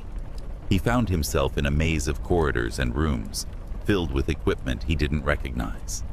Devices that looked like they belonged in a science fiction movie rather than a highway weigh station. Finally, Brian saw a sign pointing toward vehicle exit and followed it down a long ramp. He emerged into what appeared to be the normal way station parking area, with his truck sitting exactly where he'd left it. But the facility around him looked different again. Newer, brighter, with modern equipment and normal-looking DOT officers processing other trucks. Brian approached his truck cautiously and looked through the passenger window. The seat appeared empty, but he could see a slight indentation in the cushion, as if someone had been sitting there. He climbed into the cab and immediately drove away from the way station, not stopping until he reached a truck stop 50 kilometers down the highway. At the truck stop, Brian searched his truck thoroughly, looking for any monitoring devices or signs of tampering. He found nothing obvious, but discovered that his CB radio had been preset to channels he'd never used, and his GPS showed recent destinations he didn't remember visiting. Brian tried to report his experience to the Department of Transportation, but when he described the way station, officials told him there was no such facility at that location on Interstate 84. According to their records, the nearest way station was over 100 kilometers away, and it had been closed for renovation during the time Brian claimed to have been there. Brian completed his delivery to Salt Lake City, but couldn't shake the feeling that he was being watched. Over the following weeks, he noticed strange details during his drives. Vehicles that seemed to follow him for unusually long distances, rest stops with equipment he didn't recognize, and CB radio conversations that cut off abruptly when he tried to join them. Most disturbing were the memory gaps that seemed to be getting worse. Brian would start driving through a familiar section of highway and find himself hundreds of kilometers further along his route with no memory of the intervening time. His logbooks showed entries he didn't remember making, documenting stops at facilities he'd never heard of. Brian eventually left long-haul trucking and took a local delivery job that kept him off the interstate highways. He never encountered the mysterious way station again, but he kept researching similar experiences online. He found scattered reports from drivers describing identical encounters, way stations that didn't appear on maps, officers with black eyes asking strange questions, and monitoring equipment that seemed far too advanced for routine commercial vehicle inspections. The most disturbing discovery was a forum post from a driver who claimed to have worked for a government contractor installing monitoring equipment in commercial vehicles. According to the post, thousands of trucks were equipped with devices that did far more than track location and speed. They monitored the driver's biometric data, recorded conversations, and could even influence behavior through subsonic frequencies. Brian never learned the truth about what happened to him at the way station that doesn't exist. But he knows that America's highway system hides facilities and purposes that go far beyond what the public realizes, and that some of the trucks sharing the road with everyday drivers are carrying cargo and passengers that exist in the shadows between the official world and something far stranger. Steve Chen discovered that some highways have memory when he took on a rush delivery from Memphis to Atlanta in November 2022. What started as overtime pay for driving a route he'd never been on before became a journey through echoes of traffic accidents that happened decades ago, forcing him to relive the final moments of drivers who never made it home. Steve had been driving regionally for 8 years, mostly familiar routes through Tennessee and Kentucky. But when his dispatcher offered him double pay to cover a last-minute delivery on Interstate 78 through Alabama, he couldn't refuse. The route would take him through some of the most remote sections of highway in the South, but the money was too good to pass up. The trouble started around midnight as Steve drove through a particularly desolate stretch of I-78 near the Alabama-Georgia border. His CB radio began picking up what sounded like emergency communications, panicked voices calling for help, dispatchers coordinating rescue vehicles, and the controlled chaos of accident response. But when Steve looked around, the highway was empty except for his truck. "This is Unit 47. We have a multi-vehicle accident at mile marker 156, requesting ambulance and fire rescue," came a clear voice over his radio. Steve checked his location. He was approaching mile marker 156, but there was no accident, no emergency vehicles, no other traffic at all. The highway stretched empty in both directions, under the dim moonlight. "Anyone copy that emergency traffic?" Steve called on his CB. "This is Big Steve eastbound on 78. Not seeing any accident at marker 156. Silence. Then, a different voice responded. "Big Steve, this is Rescue Command. What's your 20? "I'm right at mile marker 156 on I-78 eastbound. Everything looks clear out here." "Negative, Big Steve. We show no emergency units in that area. Are you sure about your location?" Steve was certain of his position, but the emergency chatter continued on his radio. He could hear paramedics requesting life flight helicopters, fire crews calling for heavy rescue equipment, and a constant stream of urgent communications about an accident that wasn't there. As Steve drove past mile marker 156, the radio traffic suddenly stopped. The CB went completely silent, not even the usual static or distant conversations that fill the airwaves on most highways. Steve tried calling other trucks, but got no response. It was as if every radio in the area had been switched off simultaneously. 10 kilometers further down the highway, the emergency chatter started again. This time, the voices were different, but the content was similar. A major accident, multiple casualties, emergency vehicles rushing to respond. The location was mile marker 162, exactly where Steve was approaching. But again, when Steve reached the specified location, there was no accident. The highway was empty, the asphalt unmarked by any recent crash. Yet the radio continued broadcasting detailed emergency communications about victims trapped in vehicles, medical helicopters inbound, and a traffic closure that clearly wasn't in effect. Steve pulled over at the next rest area and tried to make sense of what he was hearing. He researched the emergency frequencies on his phone and discovered something disturbing. The radio traffic he was picking up was being broadcast on frequencies that had been discontinued years ago. The call signs and communication protocols were from the 1990s and early 2000s. Steve found something even more unsettling when he searched for accident histories on I-78. At mile marker 156, there had been a fatal multi-vehicle accident in 1998, exactly the type of crash described in the radio traffic he'd heard. At mile marker 162, a similar accident had occurred in 2003, with details that matched the second set of emergency communications. According to news reports, both accidents had involved multiple fatalities and had required extensive emergency response efforts. The radio traffic Steve was hearing appeared to be recordings or echoes of the actual emergency communications from those crashes, somehow still being broadcast decades later. As Steve continued his drive, the pattern repeated every few kilometers. His radio would pick up emergency chatter, describing accidents that had happened years or decades ago at specific mile markers.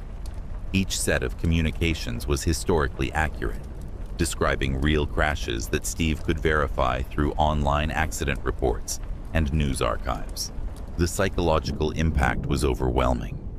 Steve felt like he was driving through a graveyard of highway tragedies, listening to the final moments of emergency responders, trying to save lives that had been lost years before he'd ever driven this route. The voices on the radio were filled with urgency and hope, unaware that their efforts were already part of history. At mile marker 178, The radio crackled with a familiar voice. "This is Big Steve in the blue Peterbilt, requesting immediate assistance. My truck's jackknifed and I'm trapped in the cab. Can anyone hear me?" Steve's blood went cold.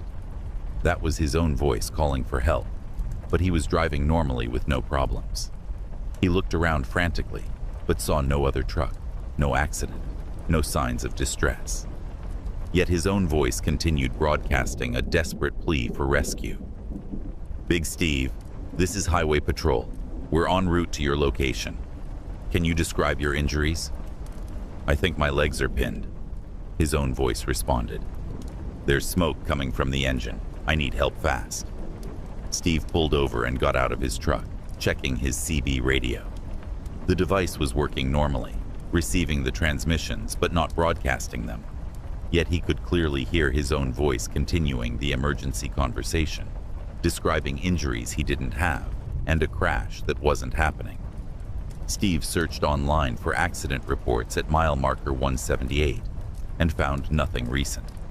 But buried in archived news reports from local papers, he discovered something that made him question his sanity.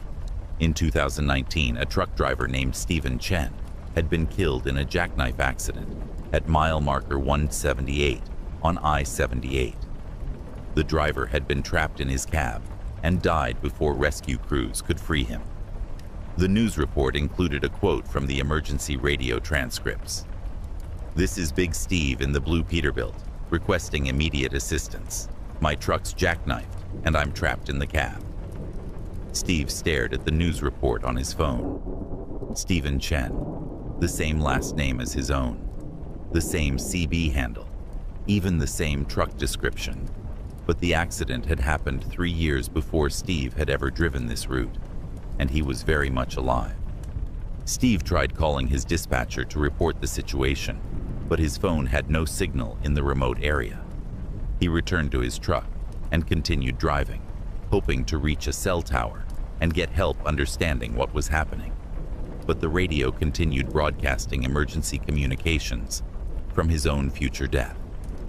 "Big Steve, fire rescue is on scene. We're going to get you out of there. I can't feel my legs anymore. The smoke's getting thicker. Hang in there, Big Steve. We're almost through the door." Steve listened to his own final moments playing out on the radio, conversations he'd never had about an accident that hadn't happened to him. The emergency responders' voices grew more urgent as they realized they were losing the race against time to save a driver who shared his name and call sign. The broadcast ended with a paramedic's voice. "Time of death, 2:47 a.m. Steve looked at his clock, 2:47 a.m. In that moment, Steve felt a strange disconnection from reality. Was he still alive and driving toward Atlanta? Or had he died in 2019 and was somehow experiencing an echo of his own accident? Was the highway playing back recordings of past tragedies? Or was he trapped in some kind of temporal loop? Steve pinched himself, checked his pulse, even slapped his own face to confirm he was conscious and alive. Everything felt real. The steering wheel in his hands, the vibration of the engine, the cool night air through his cracked window. But the radio had just announced his death with perfect accuracy about events that had supposedly happened years ago. As Steve approached mile marker 185, his radio picked up a new set of emergency communications. This time, the voices were describing a different type of accident, a car that had hit a deer and rolled into a ditch. The driver was a woman named Sarah, and the communications described her rescue in detail.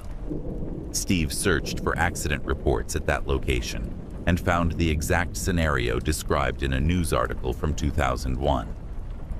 Sarah Martinez had been killed when her car struck a deer at mile marker 185, exactly as described in the radio traffic.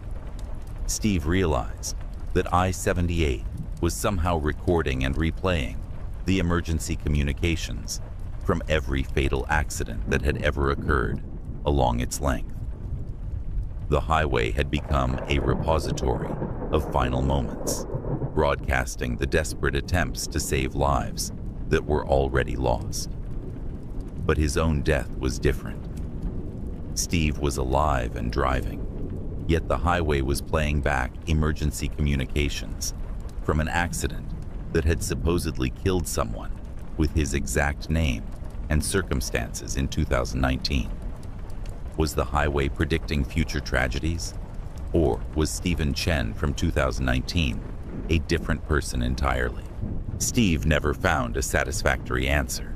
He completed his delivery to Atlanta and never drove I-78 again.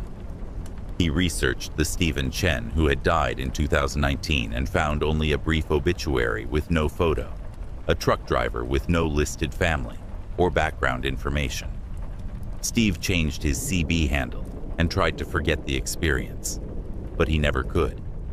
Sometimes, late at night when he's driving other routes, he wonders if highways everywhere are recording the final moments of drivers who don't make it home. And he wonders if somewhere on I-78, his own voice is still calling for help in an accident that either happened 3 years before he was there, or is waiting to happen to him in the future. The experience taught Steve that some roads remember everything that happens on them, storing the echoes of human tragedy in ways that defy explanation. And sometimes, those echoes include events that haven't happened yet, or that happened to someone who shares your name, but may never have existed at all. Eddie Rodriguez discovered that some truck stops exist in pockets of time that don't move forward when he pulled into what appeared to be a normal travel center on Highway 285 in New Mexico during a blizzard in January 2023. What he thought would be a quick fuel stop and coffee break became a 12-hour nightmare that lasted only 20 minutes in the real world. Eddie was hauling frozen goods from Albuquerque to Denver, fighting through one of the worst winter storms he'd seen in his 19 years of driving. Visibility was near zero, and his fuel gauge was approaching empty when he spotted the familiar glow of a truck stop ahead. The sign read, Desert Springs Travel Center, fuel, food, lodging, a place Eddie had never noticed before despite driving this route monthly for over a decade. The parking lot was nearly full, which surprised Eddie given the dangerous weather conditions. Most smart drivers would have already found shelter hours ago, rather than continuing to travel in such conditions. But Eddie was grateful to see other trucks. It meant the facility was open and operational. Eddie parked next to a red Freightliner and walked toward the main building, fighting against the wind and snow. Inside, the travel center looked typical. Bright fluorescent lighting, shelves stocked with snacks and trucker supplies, a small restaurant area, and a counter where a middle-aged woman was serving coffee to several drivers. But something felt off about the place. The drivers sitting at the restaurant tables looked exhausted, beyond normal road fatigue. They moved slowly, spoke in whispers, and kept checking their watches with expressions of growing anxiety. The woman behind the counter had a forced smile that never reached her eyes. Eddie grabbed a cup of coffee and approached the counter.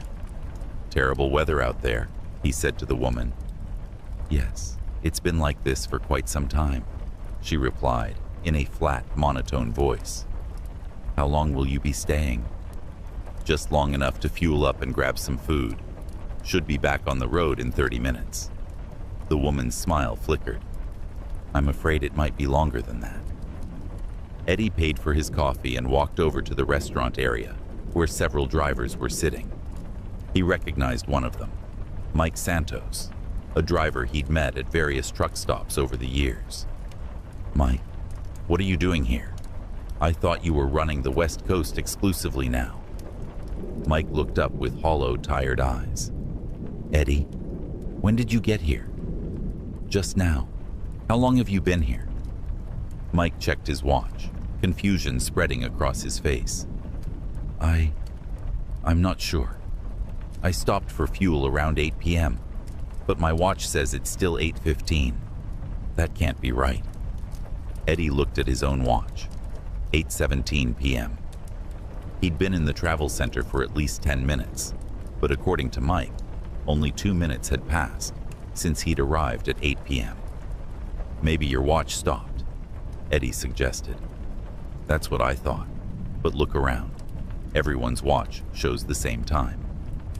Eddie asked the other drivers at nearby tables to check their watches. Every single timepiece, watches, phones, truck dashboard clocks, showed times between 8 o'clock and 8:20 p.m. But the drivers themselves claimed to have been at the travel center for hours.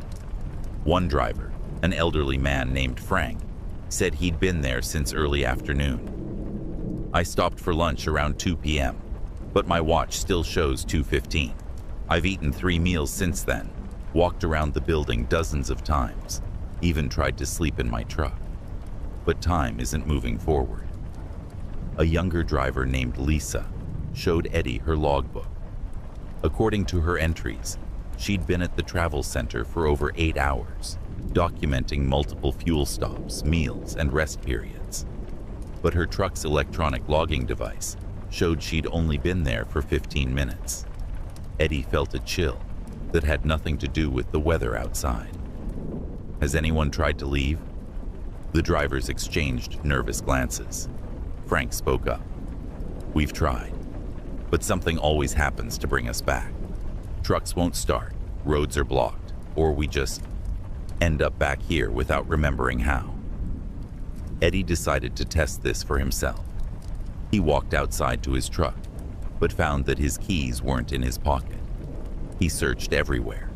His cab, the ground around the truck, even retraced his steps to the building. The keys had simply vanished. Inside the travel center, Eddie asked the woman behind the counter if anyone had turned in lost keys. She smiled that same artificial smile. I'm afraid all vehicles must remain parked until conditions improve. What conditions? It's just snow. I've driven in worse weather than this. Time conditions, she replied, as if that explanation made perfect sense. Eddie tried using his cell phone to call for help, but the device showed no signal despite normally having good coverage in this area. The other drivers reported the same problem. Their phones worked for everything except making calls or accessing the internet. As Eddie spent more time in the travel center, he began noticing disturbing details. The food in the restaurant never ran out, no matter how much the drivers ate. The coffee pot was always full, the hot dogs on the roller grill never decreased in number, and the ice cream freezer remained perfectly stocked. The woman behind the counter never seemed to eat, drink, or take breaks. She stood in the same position for hours, serving customers with the same mechanical smile. When Eddie tried to engage her in conversation about anything other than the travel center, she would respond with non sequiturs or simply repeat previous statements. Most disturbing was what happened when drivers tried to sleep. Frank had attempted to rest in his truck multiple times, but every time he woke up, he was back inside the building with no memory of how he'd gotten there. The same thing happened to other drivers who tried to leave the main area. They would walk toward the exit and somehow find themselves back at the restaurant tables. Eddie decided to conduct an experiment. He asked all the drivers to synchronize their watches to 8:30 p.m., then observe what happened over the next hour. They sat together in the restaurant area, watching their timepieces and documenting everything they experienced. According to their watches, a full hour passed. They ate meals, had conversations, played cards, and even watched a movie on the travel center's television. But when they checked their watches again, they all still showed 9:30 p.m. Time had stopped moving forward, but they were still experiencing duration and sequence of events.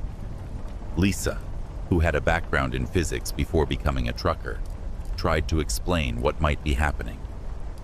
It's like we're in a temporal bubble. Time is passing subjectively. We're aging, thinking, experiencing. but objective time isn't advancing. We're stuck in a loop that repeats the same 20-minute period. But why? Eddie asked. What's keeping us here? Frank had a theory. I've been thinking about this for however long I've really been here. This travel center wasn't here last month when I drove this route. I remember this stretch of highway.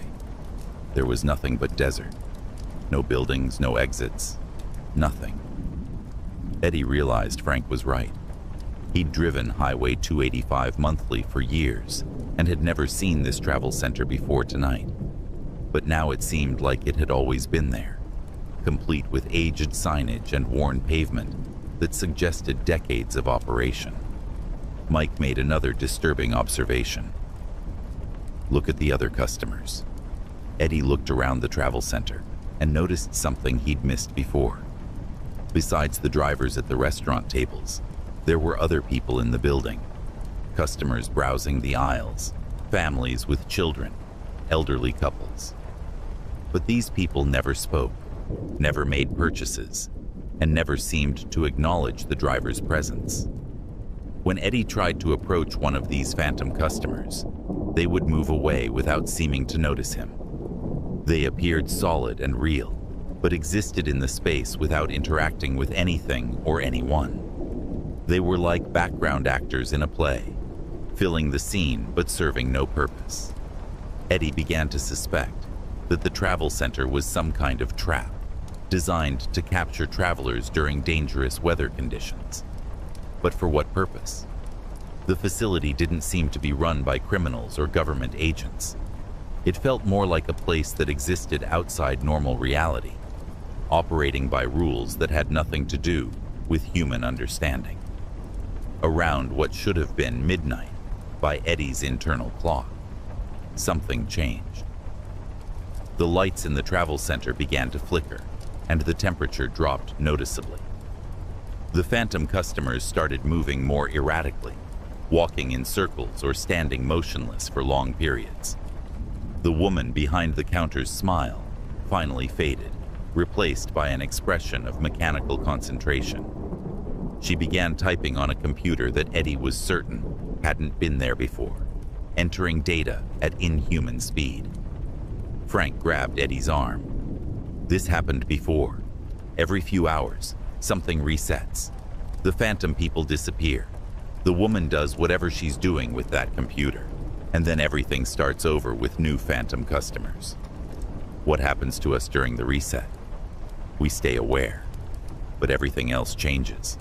It's like watching the same movie over and over, but we remember all the previous showings. As Eddie watched, the phantom customers began fading away like ghosts, becoming translucent before disappearing entirely. The woman finished her typing and looked up at the drivers with an expression that was no longer human. Her eyes had become solid black, like those of a shark. Reset initiated, she announced in a voice that echoed through the building. Stand by for temporal recalibration. The lights went out for exactly 3 seconds. When they came back on, the travel center was populated with a completely different set of phantom customers. The woman was back to her artificial smile, and all the clocks had reset to 8:00 p.m. But this time, something was different. Eddie found his truck keys in his pocket. When he went outside, his truck started normally, and the snowstorm had stopped. The highway was clear, and Eddie could see normal traffic in the distance. Eddie didn't hesitate. He climbed into his truck and drove away from the travel center as fast as he could. In his rearview mirror, he watched the building's lights fade into the distance. When he looked at his dashboard clock, it showed 8:23 p.m., only 3 minutes after he'd first arrived. Eddie completed his delivery to Denver and immediately researched the Desert Springs Travel Center. According to online maps and business directories, no such facility existed on Highway 285. The GPS coordinates where he'd stopped showed only empty desert, with no record of any commercial development. Eddie tried to contact the other drivers he'd met at the travel center, but found no trace of them. Mike Santos, Frank, and Lisa appeared to exist only in trucking company databases as drivers who had vanished during winter storms over the past several years. Their trucks had been found abandoned on various highways, but the drivers themselves were never located. Eddie realized he'd escaped from a place that collected lost travelers, trapping them in temporal loops while feeding off their time and experiences. The phantom customers were probably previous victims who had been completely absorbed by whatever force operated the facility. But Eddie's escape came with consequences he didn't immediately understand. Over the following weeks, he began experiencing strange side effects from his time at the Desert Springs Travel Center. His internal clock seemed permanently damaged. He would feel like he'd been driving for hours, only to discover that minutes had passed, or think he'd taken a quick nap, and wake up to find he'd lost an entire day. More disturbing were the temporal echoes. Eddie would catch glimpses of the travel center in other truck stops, brief flashes where the normal facility would flicker and show the Desert Springs layout. The woman with the artificial smile would appear behind counters for split seconds before being replaced by normal employees who seemed unaware anything had happened. Eddie contacted a retired physicist named Dr. Margaret Chen, who had written papers about temporal anomalies and missing time incidents. When Eddie described his experience, Dr. Chen revealed that she'd been documenting similar cases for over 20 years. "You're describing what we call a temporal sinkhole," Dr. Chen explained during their phone conversation. "Places where time pools and eddies instead of flowing normally. They seem to appear during severe weather events when electromagnetic fields are disrupted." Dr. Chen had files on dozens of missing travelers who had last been seen during storms, only to have their vehicles found days later with mysterious fuel consumption patterns and electronic malfunctions. Some had been missing for weeks, but their truck's electronic logs showed only hours of operation. "The really disturbing cases," Dr. Chen continued, "are the drivers who escape these temporal sinkholes but bring something back with them. Passengers that show up on security cameras, but whom the drivers can't see or remember." Eddie felt a chill. He asked Dr. Chen to explain further. "Check your truck's cabin cameras if you have them. Look for anomalies, shadows that don't match your position, reflections that show extra occupants, anything that suggests you're not alone in your cab." That night, Eddie reviewed his truck's security footage from the past month. What he found made him consider abandoning trucking altogether. In dozens of recordings, there was a shadowy figure sitting in his passenger seat, the same type of phantom customer he'd seen at the Desert Springs Travel Center. The figure appeared to be watching Eddie, sometimes leaning forward as if speaking, though Eddie had no memory of conversations with any passenger. Most disturbing was that the shadow seemed to be growing more solid with each passing day, as if it was slowly manifesting into physical reality. Eddie called Dr. Chen again and described what he'd found. Her response was grim. "You've brought one of them back with you. The temporal entities that run these facilities sometimes attach themselves to escapees. They're trying to use you as an anchor to exist in normal time."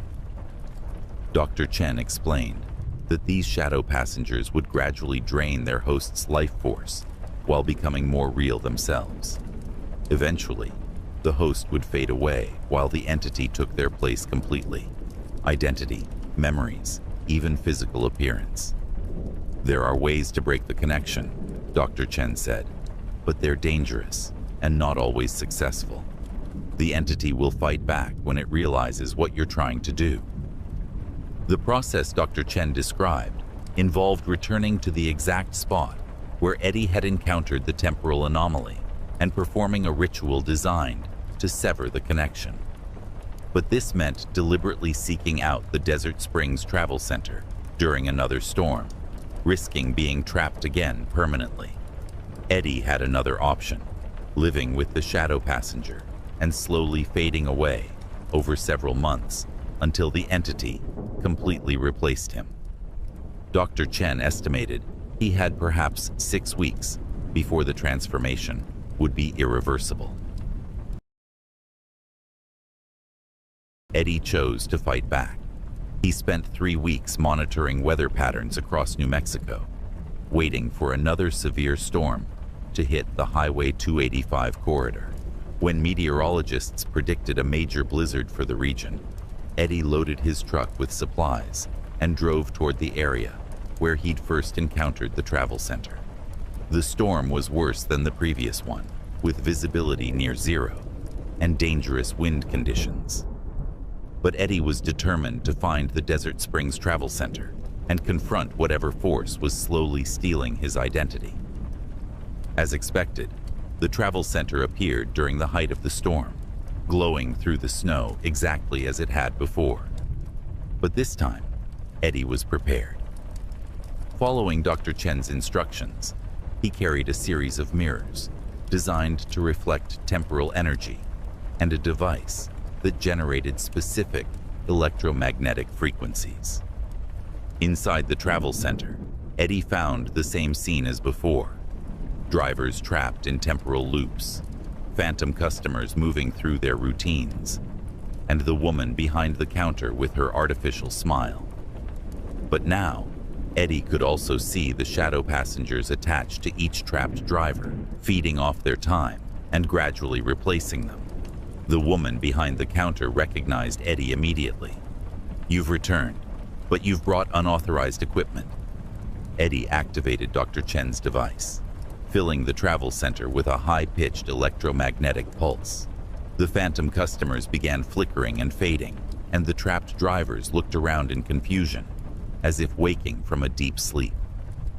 "You cannot break the temporal matrix," the woman said, her voice becoming distorted and electronic.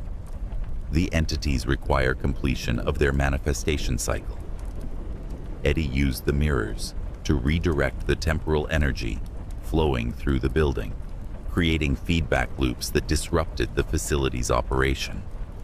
The lights began strobing, and the clock started spinning wildly through different times. But the shadow passenger attached to Eddie fought back, attempting to gain full control of his body. Eddie felt his consciousness being pushed aside as the entity tried to complete its takeover. For several terrifying minutes, Eddie experienced his own thoughts and memories being overlaid with those of the shadow passenger, a being that had been trapped in temporal loops for decades, desperate to exist in linear time again. The battle for control of Eddie's identity lasted until the electromagnetic pulse reached critical frequency. The temporal matrix collapsed, and every entity in the facility was suddenly expelled back to whatever dimension they had originated from. Eddie found himself alone in the travel center, which was now showing signs of rapid decay. The building aged decades in minutes. Paint peeling, fixtures corroding, furniture crumbling. Eddie ran to his truck and drove away as the facility collapsed behind him. When Eddie checked his security cameras later, the shadow passenger was gone. Dr. Chen confirmed that the electromagnetic pulse had successfully severed the connection, but warned that Eddie might experience residual effects for months. Eddie did experience strange symptoms. Occasional time slips where he would lose minutes or hours, glimpses of the travel center overlaying normal truck stops, and dreams where he was still trapped in the temporal loop. But gradually, these effects faded. Eddie never drove Highway 285 alone again, and he always made sure to fuel up before entering remote areas. He sometimes wonders if the Desert Springs Travel Center is still out there, waiting for the next storm to bring it new customers who will discover that some stops on America's highways exist outside the normal flow of time, where minutes can last forever and forever can pass in an instant.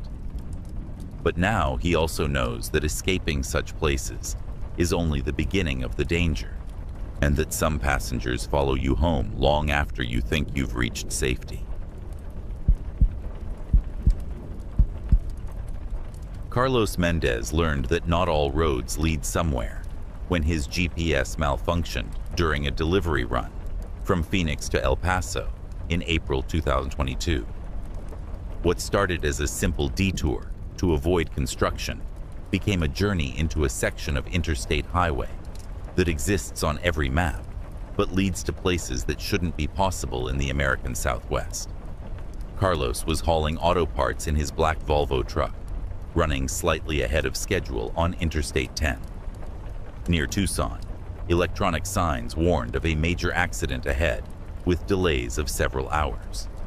Carlos's dispatcher recommended taking State Route 86 south to Interstate 19, then connecting back to I-10 near the Mexican border, a detour that would add only an hour to his trip. But as Carlos followed his GPS onto what should have been Route 86, he noticed something strange. The road surface was perfect, too perfect for a state highway that typically saw heavy truck traffic. The asphalt was smooth and unmarked, the lane lines were brilliantly white, and there wasn't a single pothole or crack anywhere. More disturbing was the landscape. Carlos had driven through southern Arizona dozens of times and knew the terrain well. Desert scrub, scattered mountains, and the occasional small town. But the land around this highway looked different. The desert was too green, too lush, with plants that Carlos didn't recognize, despite being a native of the region. After driving for 30 minutes, Carlos expected to see signs for the connection to Interstate 19. Instead, he saw a green highway sign that read, Interstate 86 West, Las Vegas, 450 kilometers. Carlos pulled over and checked his maps. There was no Interstate 86 in Arizona, and the route he was taking should have been heading east toward I-19, not west toward Nevada. Carlos tried his CB radio to contact other truckers, but the airwaves were completely silent. His cell phone showed no signal, which wasn't unusual in remote areas, but his GPS was still working and confirmed he was on Interstate 86 West. According to the device, this highway existed and connected Arizona to Nevada through a route Carlos had never heard of. Confused but not alarmed, Carlos continued driving, hoping to find an exit where he could turn around or at least ask for directions. But for the next hour, he encountered no exits, no side roads, no buildings, nothing but perfect highway stretching through impossible landscape. The desert around Interstate 86 was unlike anything Carlos had ever seen. Instead of the typical brown and tan colors of Arizona, everything was tinged with an odd blue-green hue that seemed to come from the plants themselves rather than from atmospheric effects. The saguaro cacti were taller than normal and appeared to be growing in perfectly straight lines along the highway. Around noon, Carlos saw something that made him question his sanity. In the distance, rising from the desert floor, was a city. Not a small town or trading post, but a full-sized metropolitan area with skyscrapers, sprawling suburbs, and what appeared to be millions of lights, even in broad daylight. Carlos checked his GPS, but the device showed no cities in this area. According to every map he'd ever seen, there should be nothing but empty desert for hundreds of kilometers in any direction. Yet ahead of him was unmistakably an urban center, larger than Phoenix or Tucson. As Carlos approached the city, he saw an exit sign. New Esperanza, population 2.4 million. Next 3 exits. Carlos had lived in Arizona his entire life and had never heard of New Esperanza. A city of 2.4 million people would be the largest in the state, impossible to hide or overlook. Carlos took the first exit, hoping to find someone who could explain where he was and how to get back to a familiar route. The off-ramp led to a surface street that looked like it belonged in a major metropolitan area. 6 lanes, professional signage, well-maintained landscaping. But as Carlos drove into New Esperanza, he realized something was terribly wrong. The city was completely empty. Not just quiet or sparsely populated, completely devoid of people, vehicles, or any signs of life. The buildings were intact and appeared recently constructed. Street lights were functioning, traffic signals were operating normally, and landscaping was perfectly maintained. But there wasn't a single person anywhere. No pedestrians on the sidewalks, no cars in the parking lots, no movement behind the windows of the office buildings. Carlos parked his truck in front of what appeared to be a shopping mall and got out to investigate. The mall's doors were unlocked, and inside he found a fully operational facility. Stores stocked with merchandise, restaurants with fresh food under heat lamps, even a movie theater with current films listed on the marquee. But there were no employees, no customers, no indication that anyone had ever used these facilities. The cash registers were full of money, the food was fresh and warm, and the merchandise was perfectly arranged. It was as if the entire city had been built and stocked for inhabitants who had never arrived. Carlos tried the phones in several businesses, but none had dial tones. The computers were running, but couldn't connect to the internet. Even the ATMs were functional, but dispensed currency that Carlos didn't recognize. Bills that looked like American money, but featured presidents and landmarks he'd never seen.